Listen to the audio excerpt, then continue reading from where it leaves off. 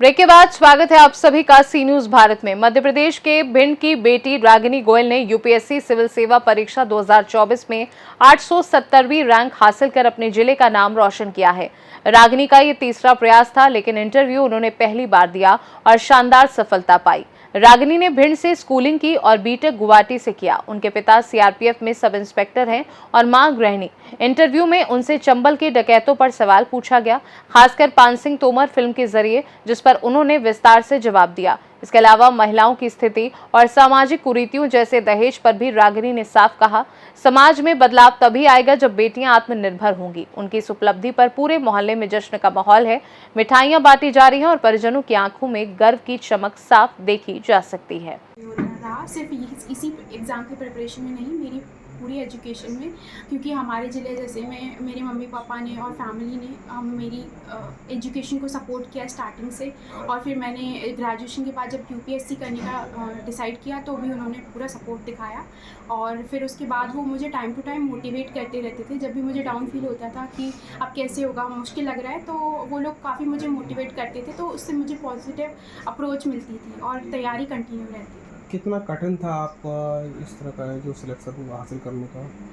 Sir, प्रयास तो बहुत किया था, मेहनत तो बहुत की थी। मेंस के टाइम पे आपको 8 से 10 घंटे तक पढ़ाई करनी पड़ती है और उसके अलावा भी 6 to 8 आवर्स तो तैयारी के टाइम देना पड़ता है। और मैंने फाउंडेशन जो कोर्स होता है, सिलेबस रहता है यूपीएससी का, उस पर बहुत फोकस किया था। और पीवाईक्यूज़ जो रहते हैं वो लास्ट के मैंने 8 to 10 ईयर्स के कवर किए थे, तो उससे हेल्प की थी। कोई परेशानी इस दौरान कोई मिली क्या आपको?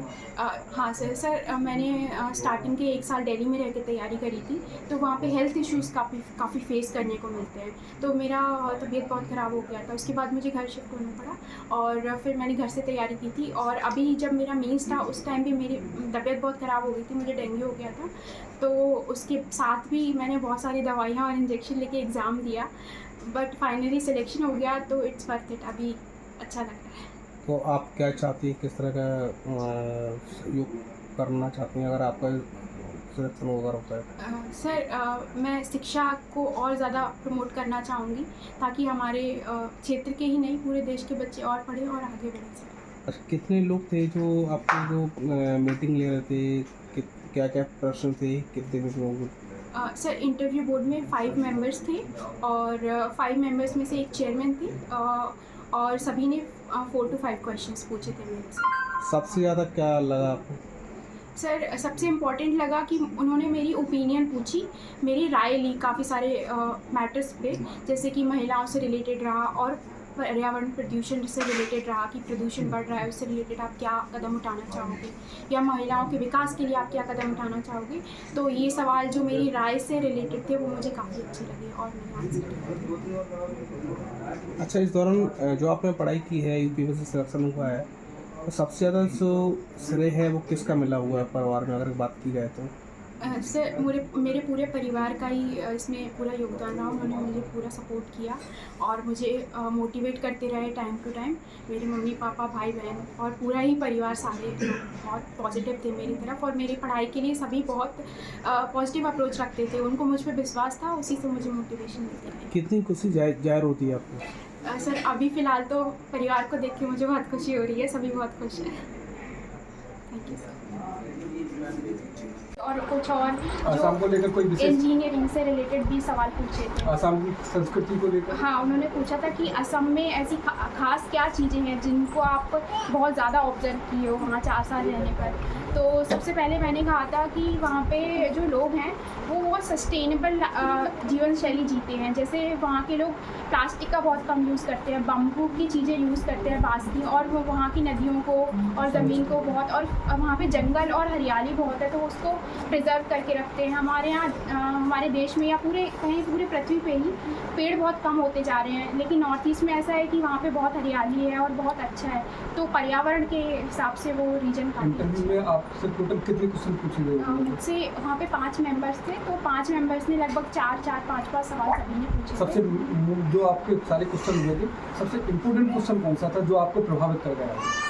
सबसे इम्पॉर्टेंट मेरे हिसाब से मुझे यही लगा कि उन्होंने मेरी ओपिनियन पूछी कि आप क्या करना चाहते हो महिलाओं से रिलेटेड, तो मुझे यही लगा कि वो मेरे ओपिनियन जानना चाहते हैं, तो ये सवाल मुझे काफ़ी अच्छा लगा। मोटिवेट करते हैं सब लोग, मुझ पे कोई डाउट नहीं रहता उनको लगता है कि मैं कर सकती हूँ, तो उनका विश्वास मुझे पढ़ाई के दौरान बहुत सारी होती है, जैसे मोबाइल का उपयोग ना करना या ज़्यादा मोबाइल का उपयोग करना, टीवी को ज़्यादा देखना या टीवी को मत देखना,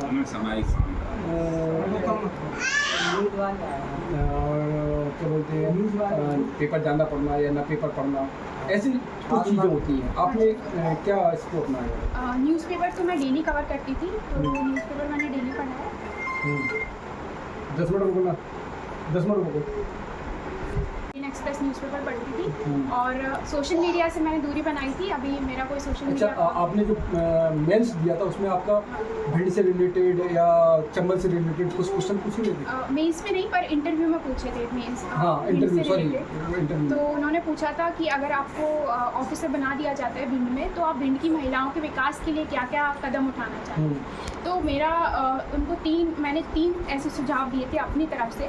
मेरा मानना था कि भिंड में जो दहेज का प्रचलन है वो बहुत ज़्यादा है, तो महिलाओं को एम्प्लॉयमेंट और नौकरी और उनकी शिक्षा पे फोकस करना चाहिए, ताकि वो फाइनेंशियली इंडिपेंडेंट हो सके। वो खुद कमाएंगी तो उनको कोई बोझ की तरह ट्रीट नहीं करेगा, वो फाइनेंशियली इंडिपेंडेंट रहेंगी, अपनी चॉइसेस खुद ले सकेंगी, और उनकी शिक्षा पर फोकस करना चाहिए। मतलब एक आपने किया था दहेज, शिक्षा, दहेज और उनका एम्प्लॉयमेंट, मतलब उनको आत्मनिर्भर बनाना, हाथ में कर।